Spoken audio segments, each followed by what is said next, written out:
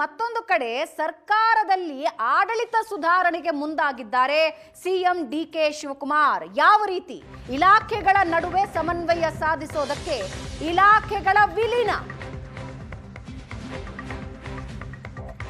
ನಗರಾಭಿವೃದ್ಧಿ ಇಲಾಖೆಯಲ್ಲಿ ಪೌರಾಡಳಿತ ಇಲಾಖೆ ವಿಲೀನಕ್ಕೆ ಚಿಂತನೆ ನಡೆಸ್ತಾ ಇದ್ದಾರೆ.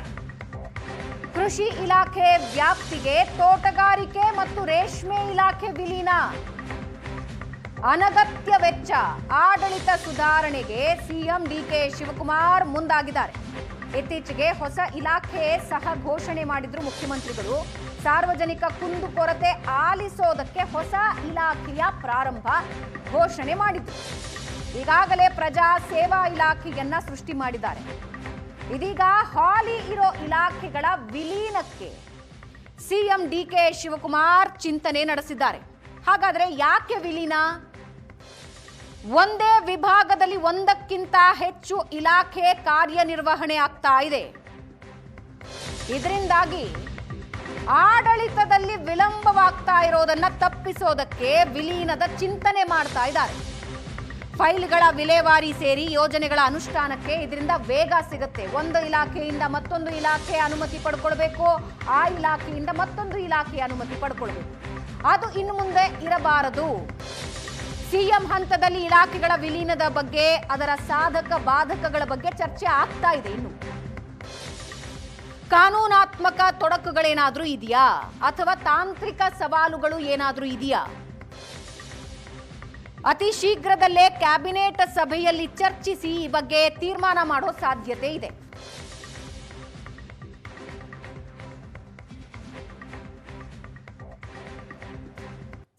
ಈ ಬಗ್ಗೆ ಇನ್ನಷ್ಟು ಡೀಟೇಲ್ಸ್ ಹಂಚಿಕೊಳ್ಳೋದಕ್ಕೆ ಮಾರುತೇಶ್ ಮತ್ತೊಂದು ಸಲ ಸಂಪರ್ಕದಲ್ಲಿದ್ದಾರೆ. ಮಾರುತೇಶ್, ಏನಿದೆ ಲೆಕ್ಕಾಚಾರ ಸಿಎಂ ಡಿಕೆ ಶಿವಕುಮಾರ್ ಅವರದು? ಭಾವನಾ, ಈಗ ಅಂದ್ರೆ ಒಂದೇ ರೀತಿಯಾದಂಥ ಕಾರ್ಯವೈಖರಿ ನಡೆಸುವಂತಹ ಇಲಾಖೆಗಳನ್ನು ಪ್ರತ್ಯೇಕವಾಗಿ ಇಟ್ಟು ಅದಕ್ಕೆ ಪ್ರತ್ಯೇಕ ಮಂತ್ರಿಗಳನ್ನು ಇಟ್ಕೊಂಡು ಕಾರ್ಯಚಟುವಟಿಕೆ ನಡೆಸೋದಾಗ್ಲಿ ಅಥವಾ ಆಡಳಿತವನ್ನು ನಡೆಸೋದಾಗ್ಲಿ, ಒಂದೇ ರೀತಿಯಾದಂಥ ಕೆಲಸ ಮಾಡುವಾಗ ಇಬ್ಬಿಬ್ಬರು ಮಂತ್ರಿಗಳು ಯಾಕೆ ಅನ್ನುವಂಥ ಅಭಿಪ್ರಾಯಗಳು ಬಂದಿದ್ದಾವೆ. ಆ ಕಾರಣಕ್ಕಾಗಿ ಅದು ಮುಖ್ಯಮಂತ್ರಿಗಳ ಅಭಿಪ್ರಾಯ ಅಲ್ಲ. ಈ ಹಿಂದೆ ದೇಶಪಾಂಡೆ ಅವರ ಒಂದು ಆಯೋಗ ಅಂದರೆ ಆಡಳಿತ ಸುಧಾರಣೆಯ ಬಗ್ಗೆ ಕೂಲಂಕುಷವಾಗಿ ಚರ್ಚೆ ನಡೆಸಿ ಒಂದಷ್ಟು ಶಿಫಾರಸುಗಳನ್ನು ಮಾಡಿತ್ತು. ಆ ಶಿಫಾರಸುಗಳಲ್ಲೂ ಕೂಡ ಈ ಇಲಾಖೆ ವಿಲೀನಗಳ ಬಗ್ಗೆ ಶಿಫಾರಸುಗಳಿತ್ತು. ಅದರಲ್ಲಿ ಇದು ಕೇವಲ ಇಲಾಖೆಗಳು ಮಾತ್ರ ಅಲ್ಲ, ಕೆಲ ನಿಗಮ ಮಂಡಳಿಗಳನ್ನು ಕೂಡ ವಿಲೀನ ಮಾಡಬೇಕು ಮತ್ತು ಕೆಲ ನಿಗಮ ಮಂಡಳಿಗಳ ಅವಶ್ಯಕತೆಯೇ ಇಲ್ಲ, ಅದನ್ನು ಕೂಡ ಕ್ಲೋಸ್ ಮಾಡಿ ಅನ್ನುವ ರೀತಿಯಲ್ಲೂ ಕೂಡ ವರದಿಯನ್ನು ಕೊಟ್ಟಿದ್ರು. ಕಳೆದ ಬಾರಿ ಮುಖ್ಯಮಂತ್ರಿ ಸಿದ್ದರಾಮಯ್ಯ ಇದ್ದಂಥ ಸಂದರ್ಭದಲ್ಲಿ ಅವರಿಗೆ ಆ ವರದಿಯನ್ನು ಒಪ್ಪಿಸಲಾಗಿತ್ತು. ಅದರ ಇಂಪ್ಲಿಮೆಂಟೇಷನ್ಸ್ ಬಗ್ಗೆ ಯಾರೂ ತಲೆ ಕೆಡಿಸ್ಕೊಂಡಿರಲಿಲ್ಲ. ಈಗ ಡಿ ಕೆ ಶಿವಕುಮಾರ್ ಅವರು ಹೊಸ ಸುಧಾರಣೆಗಳ ಕ್ರಮಗಳನ್ನು ಆಡಳಿತದಲ್ಲಿ ತೆಗೆದುಕೊಳ್ಬೇಕು ಅನ್ನುವ ಕಾರಣಕ್ಕಾಗಿ, ಯಾಕಂದರೆ ಆಡಳಿತ ಎಷ್ಟರ ಮಟ್ಟಿಗೆ ಕೊಡ್ತಾರೋ 2028ರ ಚುನಾವಣೆ ಮೇಲೆ ಕೂಡ ಅದು ಪರಿಣಾಮ ಬೀರುವಂಥದ್ದು ಭಾವನಾ. ಹಾಗಾಗಿ ಕೆಲ ನಿರ್ಧಾರಗಳನ್ನು ಡಿ ಕೆ ಶಿವಕುಮಾರ್ ತೆಗೆದುಕೊಳ್ಳೋದಕ್ಕೆ ಮುನ್ನಡಿಯನ್ನು ಇಟ್ಟಿದ್ದಾರೆ. ಅದರ ಮೊದಲ ಭಾಗವಾಗಿ ಈಗ ಪ್ರಜಾಸೇವೆ ಇಲಾಖೆಯನ್ನು ಅಧಿಕೃತವಾಗಿ ಕ್ಯಾಬಿನೆಟ್ನಲ್ಲಿ ತಂದು ತೀರ್ಮಾನವನ್ನು ತೆಗೆದುಕೊಳ್ಳಲಾಗಿತ್ತು. ಈಗ ಅಲ್ಲಿಗೆ ಒಬ್ಬ ಹೊಸ ಮಂತ್ರಿಯನ್ನು ಕೂಡ ನೇಮಿಸ್ತಾರೆ. ಇವತ್ತು ಕೂಡ ಕ್ಯಾಬಿನೆಟ್ನಲ್ಲಿ ವಿಷಯ ಬಂದಿತ್ತು, ವಿದೇಶಾಂಗ ಹೂಡಿಕೆ ಮತ್ತು ವಿದೇಶಾಂಗ ವ್ಯವಹಾರಗಳ ಇಲಾಖೆ ಮತ್ತು ವಿದೇಶಾಂಗ ಹೂಡಿಕೆ, ಇದರ ಬಗ್ಗೆಯೂ ಕೂಡ ಒಂದು ಪ್ರತ್ಯೇಕವಾದಂತಹ ಸಚಿವಾಲಯವನ್ನು ಮಾಡಿ ಅಲ್ಲಿಗೆ ಒಬ್ಬರು ಮಂತ್ರಿಯನ್ನು ನೇಮಿಸುವಂಥ ತೀರ್ಮಾನಗಳನ್ನು ಕೂಡ ಕೈಗೊಳ್ಳಲಾಯಿತು. ಹಾಗಾಗಿ ಹೊಸ ರೀತಿಯಾದಂಥ ಆಡಳಿತವನ್ನು ಕೊಡಬೇಕು ಅಂದರೆ ಈ ಕೆಲ ಬದಲಾವಣೆಗಳು ಅನಿವಾರ್ಯ ಆಗಿದೆ. ಹಾಗಾಗಿ ಈಗ ಚರ್ಚೆಯಲ್ಲಿ ಆಗ್ತಾ ಇರುವಂಥ ವಿಚಾರ 2 ಇಲಾಖೆಗಳು ಅಂದರೆ 4 ಇಲಾಖೆಗಳ ಪೈಕಿ ಅದನ್ನು ಮರ್ಜ್ ಮಾಡಿ 2 ಇಲಾಖೆ ಮಾಡಬೇಕು ಅಂತೇಳಿ. ಒಂದು ನಗರಾಭಿವೃದ್ಧಿ ಇಲಾಖೆ, ಈಗ ಅದನ್ನು ಹೊರತುಪಡಿಸಿದ್ರೆ ಪೌರಾಡಳಿತ ಇದೆ, ನಗರಸಭೆ ಪುರಸಭೆ ಎಲ್ಲವೂ ಕೂಡ ಪೌರಾಡಳಿತ ಇಲಾಖೆಗೆ ಬರುತ್ತೆ. ಈ ನಗರಾಭಿವೃದ್ಧಿ ಸಚಿವರ ವ್ಯಾಪ್ತಿಗೆ ಮುನ್ಸಿಪಲ್ ಕಾರ್ಪೊರೇಷನ್ಸ್ಗಳು ಬರುತ್ತೆ. ಹಾಗಾಗಿ ಈ ಕಾರ್ಯವೈಖರಿಯಲ್ಲಿ ನಂತ ವ್ಯತ್ಯಾಸ ಇಲ್ಲ. ಮತ್ತು ಪುರಸಭೆ ನಗರಸಭೆ ನೋಡ್ಕೊಳ್ಳೋಕೆ ಒಬ್ಬರು ಮಂತ್ರಿ, ಕಾರ್ಪೊರೇಷನ್ ನೋಡ್ಕೊಳ್ಳೋದಕ್ಕೊಬ್ರು ಮಂತ್ರಿ ಅವಶ್ಯಕತೆ ಇರೋದಿಲ್ಲ. ಎಲ್ಲವನ್ನ ಒಂದೇ ವ್ಯಾಪ್ತಿಗೆ ತಂದರೆ ಆಡಳಿತ ಸುಧಾರಣೆಗೂ ಕೂಡ ಸಹಾಯ ಆಗುತ್ತೆ ಮತ್ತು ಯೋಜನೆಗಳ ಅಥವಾ ಫಂಡ್ ಅಲೋಕೇಶನ್ಸ್ ಇರ್ಬೋದು ಎಲ್ಲವನ್ನ ಒಬ್ಬರೇ ತೀರ್ಮಾನ ಮಾಡೋದಕ್ಕೂ ಸಾಧ್ಯ ಆಗುತ್ತೆ ಅನ್ನುವಂತಹ ಚರ್ಚೆ ಗಂಭೀರವಾಗಿ ನಡೆದಿದೆ. ಇದು ಕ್ಯಾಬಿನೆಟ್ಗೆ ಬಂದು ತೀರ್ಮಾನವನ್ನು ಮಾಡಬೇಕಾಗುತ್ತೆ. ಇನ್ನೊಂದು ಕೃಷಿ ಇಲಾಖೆಯ ವ್ಯಾಪ್ತಿಗೆ ಅಂದರೆ ಕೃಷಿ ಇಲಾಖೆಯ ಜೊತೆಗೆ ತೋಟಗಾರಿಕೆ ಮತ್ತು ರೇಷ್ಮೆ ಇದನ್ನು ಕೂಡ ಇನ್ಕ್ಲೂಡ್ ಮಾಡಬೇಕು. ಕೃಷಿ ಇಲಾಖೆಯ ಅಡಿಯಲ್ಲೇ ತೋಟಗಾರಿಕೆ ಮತ್ತು ರೇಷ್ಮೆ ಬರಬೇಕು ಅನ್ನುವಂತಹ ಒಂದು ಗಂಭೀರವಾದಂಥ ಚಿಂತನೆ ನಡೆದಿದ್ದು ಈ ಚರ್ಚೆ ಪ್ರಾಥಮಿಕ ಹಂತದಲ್ಲಿ ಇದೆ.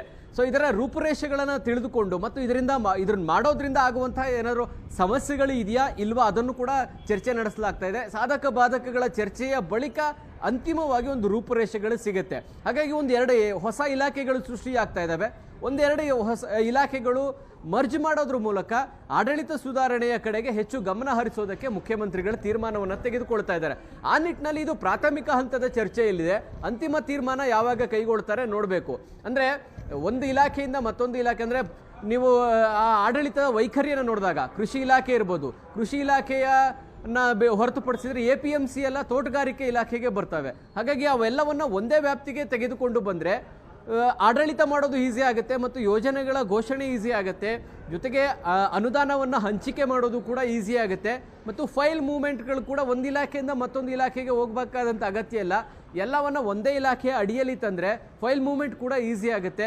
ಎಲ್ಲ ದೃಷ್ಟಿಕೋನದಿಂದಲೂ ಕೂಡ ಆಲೋಚನೆ ಮಾಡಿ ಇಲಾಖೆಗಳ ವಿಲೀನ ಮಾಡೋದ್ರ ಬಗ್ಗೆ ಈಗ ಚರ್ಚೆಗಳು ಗಂಭೀರವಾಗಿ ಆರಂಭ ಆಗಿದೆ. DK ಶಿವಕುಮಾರ್ ಈ ಆಡಳಿತ ಸುಧಾರಣಾ ಆಯೋಗ ನೀಡಿದಂಥ ವರದಿಯನ್ನ ಇಂಪ್ಲಿಮೆಂಟ್ ಮಾಡೋದ್ರ ಕಡೆಗೆ ಹೆಚ್ಚು ಗಮನವನ್ನು ಕೂಡ ಹರಿಸಿದ್ದಾರೆ. ಭಾವನಾ, ಇಂಪ್ಲಿಮೆಂಟೇಷನ್ ಈಸಿ ಇರುತ್ತಾ? ಅಂದರೆ ನಗರ ಆಡಳಿತಕ್ಕೆ ಪೌರಾಡಳಿತ ಮತ್ತು ರೇಷ್ಮೆ ಮತ್ತು ತೋಟಗಾರಿಕೆನ ಕೃಷಿ ಇಲಾಖೆಗೆ ಒಟ್ಟಿಗೆ ಸೇರಿಸೋದು, ಅದನ್ನು ಇಂಪ್ಲಿಮೆಂಟ್ ಮಾಡೋದು ಈಸಿ ಇರುತ್ತಾ ಮಾರುತೇಶ್? ಬನ್ನಿ, ಈಗ ಇಂಪ್ಲಿಮೆಂಟೇಷನ್ ಮಾಡೋದ್ರಲ್ಲಿ ಯಾವುದೇ ಸಮಸ್ಯೆ ಆಗೋದಿಲ್ಲ. ಆದರೆ ಟೆಕ್ನಿಕಲಿ ಅಂದರೆ ಈಗ ಕೆಲ ಅಧಿಕಾರಿಗಳನ್ನು ಈಗ ಇಲಾಖೆಯನ್ನು ಮರ್ಜ್ ಮಾಡಿದಾಗ ಈಗ ಪ್ರತ್ಯೇಕ ಇಲಾಖೆಗೆ ಕಾರ್ಯದರ್ಶಿಗಳಿರ್ತಾರೆ, ಪ್ರಿನ್ಸಿಪಲ್ ಸೆಕ್ರೆಟರಿಗಳಿರ್ತಾರೆ. ಸೊ ಇವರನ್ನು ಹೇಗೆ ಬೇರೆ ಇಲಾಖೆಗಳಿಗೆ ಇನ್ಕ್ಲೂಡ್ ಮಾಡಬೇಕಾ ಮತ್ತು ಅದೇ ಇಲಾಖೆಯಲ್ಲೇ ಮುಂದುವರಿಸಬೇಕಾ, ಈ ಥರದ ಟೆಕ್ನಿಕಲ್ ಸಮಸ್ಯೆಗಳಷ್ಟೇ ಬರ್ತವೆ. ಮತ್ತು ಫಂಡ್ ಅಲೋಕೇಶನ್ ಅಂತ ಬಂದಾಗ ಪೌರಾಡಳಿತ ಇಲಾಖೆಗೆ ಒಂದು ಫಂಡ್ ಕೊಡಬೇಕಾಗಿತ್ತು, ನಗರಾಭಿವೃದ್ಧಿ ಇಲಾಖೆಗೆ ಫಂಡ್ ಕೊಡಬೇಕಾಗಿತ್ತು. ಎರಡನ್ನ ಸೇರಿಸಿ ಒಟ್ಟಿಗೆ ಒಂದೇ ಇಲಾಖೆಗೆ ಅನುದಾನವನ್ನು ಕೊಡುವಂಥದ್ದು, ಈ ಥರದಕ್ಕೂ ಕೂಡ ಅವಕಾಶಗಳಿರುತ್ತೆ.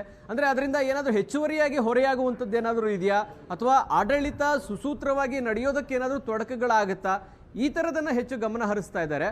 ಹಾಗಾಗಿ ಈಗ ಇಂಪ್ಲಿಮೆಂಟೇಷನ್ ಮಾಡೋದಕ್ಕೆ ಅಂಥದ್ದೇನು ದೊಡ್ಡ ಸಮಸ್ಯೆಗಳಾಗೋದಿಲ್ಲ ಅನ್ನೋದನ್ನು ಅಧಿಕಾರಿಗಳು ಕೂಡ ಪ್ರಾಥಮಿಕ ಹಂತದಲ್ಲಿ CM ಅವರಿಗೆ ತಿಳಿಸಿದ್ದಾರೆ. ಫೈನಲ್ ಕಾಲ್ ಮುಖ್ಯಮಂತ್ರಿಗಳು ಯಾವಾಗ ತೆಗೆದುಕೊಳ್ತಾರೆ ನೋಡಬೇಕಾಗತ್ತೆ. ಭಾವನಾ. ರೈಟ್ ಮಾರುತೇಶ್, ಧನ್ಯವಾದ.